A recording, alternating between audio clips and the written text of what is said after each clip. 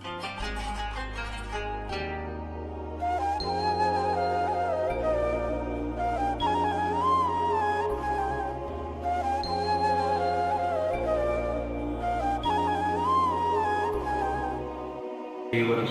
على رسوله الكريم أما بعد فأعوذ بالله من الشيطان الرجيم بسم الله الرحمن الرحيم وتعاونوا على البر والتقوى ولا تعاونوا على الإثم والعدوان آمنت بالله صدق الله العظيم وقال الله تعالى في شان حبيبه مخبرا وآمرا إن الله وملائكته يصلون على النبي يا أيها الذين آمنوا صلوا عليه وسلموا تسليما اللهم صل على محمد وعلى آل محمد كما صليت على إبراهيم وعلى آل إبراهيم إنك حميد مجيد اللهم بارك على محمد وعلى آل محمد كما باركت على إبراهيم وعلى آل إبراهيم إنك حميد مجيد۔ ہمارا آج کا موضوع خدمت خلق یعنی انسانیت کی خدمت کرنا رضا الہی کی خاطر۔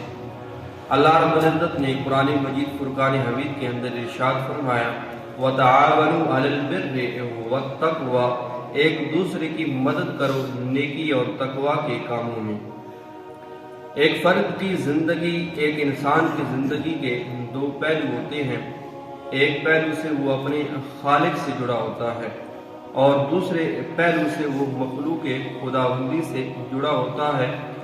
خالق کے حوالے سے وہ احساس عجز و نیاز اور عبودیت یعنی خالق کو اپنا معبود ماننا اور اس کی عبادت کرنا یہ اپناتا ہے، جبکہ مخلوق کی نسبت سے خدمت نفع بخشی اور فیض رسانی کو شعار بناتا ہے۔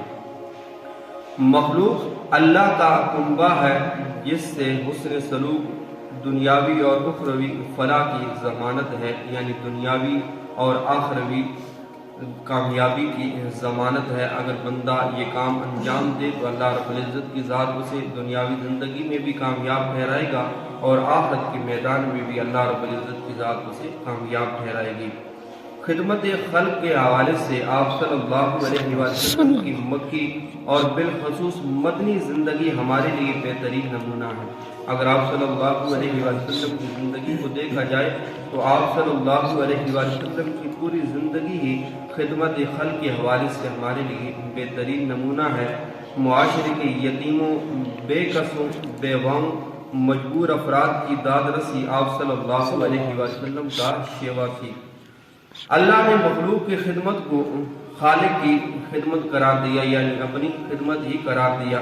صحیح مسلم کی روایت ہے کہ نبی کریم صلی اللہ علیہ وسلم نے فرمایا قیامت کے دن اللہ تعالیٰ انسان سے کہے گا اے ابن آدم، میں بیمار پڑا رہا لیکن تو نے میری عیادت نہیں کی، میری بیمار پرسی نہیں کی۔ انسان کہے گا تو سارے جہاں کا پروردگار، تو سارے جہاں کا پالنے والا، تو سارے جہاں کو صحت و تندرستی دینے والا، تو کب بیمار تھا اور میں تیری عیادت کیسے کرتا، تیری بیمار پرسی کیسے کرتا؟ تو اللہ تعالیٰ فرمائے گا کیا تجھے معلوم نہیں تھا کہ میرا فلاں بندہ بیمار ہے لیکن اس کے باوجود تو اس کی مزاج پرسی کے لیے نہیں گیا؟ اگر تو اس کے پاس جاتا تو مجھے وہاں پاتا، اگر تو اس کے پاس جاتا تو مجھے بھی وہاں ہی پاتا، میری رضا حاصل کر لیتا۔ پھر اللہ تعالیٰ فرمائے گا اے ابن آدم، میں نے تجھ سے کھانا مانگا لیکن تو نے کھانا نہیں دیا۔ انسان عرض کرے گا اے رب العالمین، اے تمام جہانوں کو رزق عطا فرمانے والے، تو کب بھوکا تھا اور میں تجھے کیسے کھانا کھلاتا؟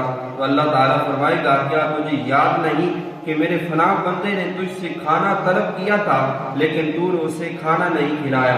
اگر تو نے اس کا سوال پورا کیا ہوتا تو آج اس کا ثواب یہاں پاتا۔ یہاں اللہ رب العزت کی ذات تجھے بے حساب و کتاب ثواب سے نواز دیتی۔ اسی طرح اللہ تعالیٰ فرمائے گا کہ اے ابن آدم، میں نے تجھ سے پانی مانگا تھا لیکن تو نے مجھے پانی نہیں پلایا۔ انسان عرض کرے گا اے دو جہاں کی پروردگار، تو کب پیاسا تھا اور میں تجھے کیسے پانی پلاتا؟ تو اللہ تعالیٰ فرمائے گا کہ فلاں بندے نے تجھ سے پانی طلب کیا تھا لیکن تو نے اس کی پیاس بجھانے سے انکار کر دیا تھا۔ اگر تو اس کی پیاس بجھاتا تو آج اس کا ثواب بھی یہاں پا لیتا۔ یعنی انسانیت کی خدمت گویا رضا الہی کا سبب بنتی ہے۔ جو انسانیت کی خدمت کرتا ہے تو اسے اللہ رب العزت کی رضا نصیب ہوتی ہے۔ حضور نبی کریم رؤوف رحیم صلی اللہ علیہ وسلم نے ایک اور مقام پر ارشاد فرمایا، خیر الناس من ینفع الناس۔ کنز العمال کے اندر یہ حدیث نقل کی گئی ہے کہ حضور نبی کریم رؤوف رحیم صلی اللہ علیہ وسلم نے فرمایا کہ لوگوں میں سے بہتر وہ ہے جو انسانوں کو نفع پہنچاتا ہے، جو دوسروں کو نفع پہنچاتا ہے اسے لوگوں میں سے بہتر قرار دیا گیا۔ اور یہ نفع پہنچانا بغیر کسی ذاتی غرض و مصلحت کے ہو، یعنی خالص رضا الہی کے سبب ہو، خالص رضا الہی حاصل کرنے کے سبب اگر یہ کام کیے جائیں تو اللہ رب العزت کی ذات بندے کو سب سے بہتر بنا دیتی ہے۔ حضرت عبداللہ بن عمر رضی اللہ تعالیٰ عنہ سے مروی ہے، آپ صلی اللہ علیہ وسلم نے ایک اور مقام پر ارشاد فرمایا، الراحمون یرحمهم الرحمن ارحموا من فی الارض یرحمکم من فی السماء۔ رحم کرنے والوں پر رحمان بھی رحم فرماتا ہے، یعنی جو دنیا میں کسی پر رحم فرماتا ہے تو اس پر پھر رحمان یعنی اللہ تعالیٰ کی ذات بھی رحم فرماتی ہے۔ اس لیے آگے فرمایا کہ تم زمین والوں پر رحم کرو، تم پر آسمان والا رحم فرمائے گا۔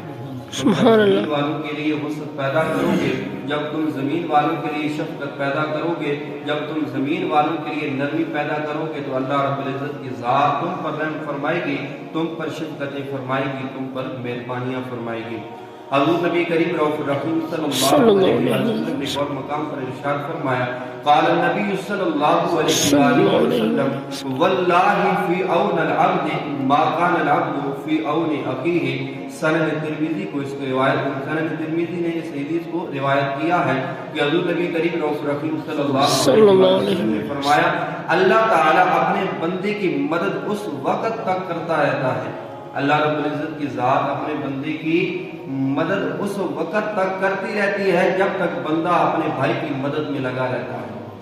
یعنی دنیا میں اگر کوئی اپنے بھائی کی مدد کر رہا ہے تو جب تک وہ اپنے بھائی کی مدد کرتا رہے گا اللہ رب العزت کی ذات اس کی مدد میں لگی رہے گی، اس کے درجات بلند فرماتی رہے گی اور دنیا کے اندر اس کے لیے آسانیاں پیدا فرماتی رہے گی۔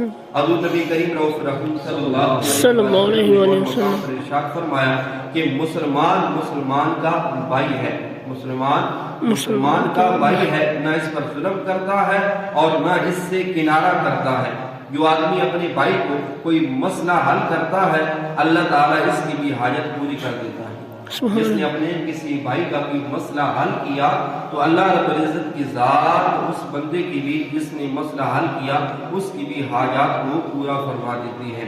اور جس نے اپنے بھائی کا دکھ دور کیا، اگر کسی مصیبت میں تھا، کسی پریشانی میں تھا، کسی تکلیف کے اندر تھا اس کا بھائی، اور اس نے اپنے اس بھائی کی تکلیف کو، مصیبت کو، پریشانی کو دور کیا، اللہ تعالیٰ قیامت کے دن اس کی مشکلوں میں سے ایک مشکل دور کر دے گا۔ وہاں مشکلات بہت زیادہ ہوں گی اور اللہ رب العزت کی ذات اگر مہربانی فرما کر وہاں مشکلات ختم کر دے تو یہ اللہ رب العزت کا بڑا کرم ہوگا۔ اور اللہ رب العزت نے راستہ بھی بتایا حضور نبی کریم رؤوف رحیم صلی اللہ علیہ وسلم کے ذریعے کہ اگر وہاں آخرت کی مشکلات حل کرنا چاہتے ہو، انہیں ختم کرنا چاہتے ہو تو جہاں میری عبادت کرتے ہو وہاں ہی میرے بندوں کے ساتھ خدمت، میرے بندوں کی خدمت کرو، میرے بندوں کے ساتھ حسن سلوک سے پیش آؤ، میں وہاں تمہارے لیے مشکلات ختم کر دوں گا۔ امام سیوطی نے جامع الصغیر میں آپ صلی اللہ علیہ وسلم کا یہ فرمان نقل کیا کہ نبی کریم صلی اللہ علیہ وسلم نے فرمایا کہ جس نے مشکلات میں گھرے شخص کی مدد کی تو اللہ تعالیٰ اس کے نامہ اعمال میں مغفرت کے ساتھ 73 نیکیاں لکھے گا، اور ان میں سے ایک بدلہ یہ ہے کہ اس کے تمام کام ہو جائیں گے اور 72 درجات قیامت کے دن ملیں گے۔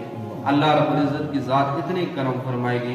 اور حضور نبی کریم رؤوف رحیم صلی اللہ علیہ وسلم نے اور مقام پر فرمایا کہ تو مومنوں کو باہمی رحم دلی दोस्ती बाहिमी मेहरबानी में एक जिस्म की मानद पाएगा। बाहिमी रहमदिली, बाहिमी दोस्ती, बाहिमी मेहरबानी में एक जिस्म की मानद पाएगा। जब किसी उज़्व को दुख पहुंचता है तो सारा जिस्म बेख्वाबी और तकलीफ में मुब्तला हो जाता है। यानी अगर जिस्म के किसी उज़्व को कोई तकलीफ पहुंचे तो सारा जिस्म बेसकूना हो जाता है। जिस्म के अंदर सुकून नहीं रहता, बंदे को ठीक से नींद भी नहीं आती, क्योंकि कोई उज़्व खराब होता है, किसी उज़्व के अंदर तकलीफ होती है। तो इसी तरह हज़रत नबी करीम रऊफ़ सल्लल्लाहु अलैहि वसल्लम ने फरमाया कि तू मोमिनों को बाहिमी एक जिस्म की मानद देखेगा।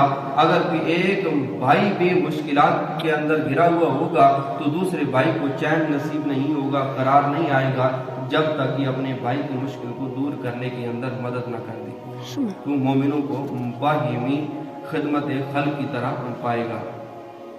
और खिदमत खल्क़ कई अंदाज से हो सकती है। खिदमत का एक अंदाज ये भी है कि इंसान अपना माल ज़रूरतमंदों के लिए वक्फ कर दे। अगर अहले सरवत हैं, अगर अल्लाह रब्बुल इज़्ज़त ने माल और दौलत से नवाजा है तो उस माल और दौलत में से हाजतमंदों के लिए, फ़कीरों के लिए, ज़रूरतमंदों के लिए अपना माल वक्फ कर दो। एक सूरत ये भी बन सकती है। और दूसरा अंदाज ये है कि माल तो नहीं लेकिन अपना वक्त और अपनी ज़िंदगी उन लोगों की खिदमत के लिए वक्फ कर दें।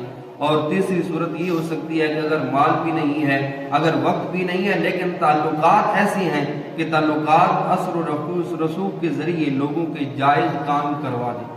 यानी अगर लोगों के कोई ऐसे जायज़ काम है कि जो तेरे कहने पर अगर हो सकते हैं, तेरे ताल्लुकात की बिना पर हो सकते हैं, तो ये भी खिदमत खल्क़ की एक मिसाल है। ये भी खिदमत खल्क़ का एक ज़रिया है कि तू अपने ताल्लुकात को इस्तेमाल करके बंदों के जायज़ काम करवा दे। अल्लाह रब्बुल इज़्ज़त की ज़ात तुझे अपनी रज़ा अता फरमा देगी। और हुज़ूर नबी करीम रऊफ़ सल्लल्लाहु अलैहि वसल्लम का फरमान आलिशान है कि जो शख्स अपने किसी भाई की ज़रूरत को पूरा करने के लिए इसके साथ गया, फिर इसका वो काम हो गया, तो अल्लाह ताला इस वक़्त के सर्व करने के बदले, यानी जो उसने वक़्त लगाया अपने भाई के साथ जाकर, तो अल्लाह रब्बुल इज़्ज़त की ज़ात उस वक़्त के बदले क़यामत के रोज़ इसके और जहन्नम के दरमियान 7 खंदकों के बराबर फासला कर देंगे। उसके और जहन्नम के दरमियान 7 खंदकों के बराबर फासला कर देंगे। और आगे बड़ी मजे की बात है कि इन खंदकों का हाल ये है कि इनमें से एक खंदक इतनी बड़ी होगी जितना जमीन और आसमान के दरमियान फासला है। एक खंदक इतनी बड़ी होगी, तो सोचें अल्लाह रब्बुल इज़्ज़त की ज़ात बंदे को जहन्नम से कितना दूर कर देगी। तो अल्लाह रब्बुल इज़्ज़त की ज़ात खालिस रज़ा की खातिर खिदमत खल्क़ करने की तौफीक अता फरमाए। खिदमत खल्क़ करते वक्त नियत रज़ा इलाही हासिल करने की हो कि मैं फ़कत अल्लाह रब्बुल इज़्ज़त की रज़ा हासिल करने के लिए काम कर रहा हूँ। चाहे खिदमत थोड़ी हो या ज़्यादा हो, इखलास वाली नामो नमूद और दिखलावा नेकियों को ज़ाया कर देता है। इसलिए इस्लाम ने नीयत को बहुत अहमियत दी है। फरमान बारी तआला है, वमन युरिद सवाब दुनिया नुअतिही मिनहा वमन युरिद सवाब अल आखिरति नुअतिही मिनहा। जो शख्स दुनिया का इनाम चाहता है हम इसे इसमें से दे देते हैं, और जो शख्स आखिरत का इनाम चाहता है हम इसे इसमें से दे देते हैं। अल्लाह रब्बुल इज़्ज़त की ज़ात अमल की तौफीक अता फरमाए और अपनी रज़ा हासिल करने की तौफीक अता फरमाए। व मा अलैना इल्लल बलाग।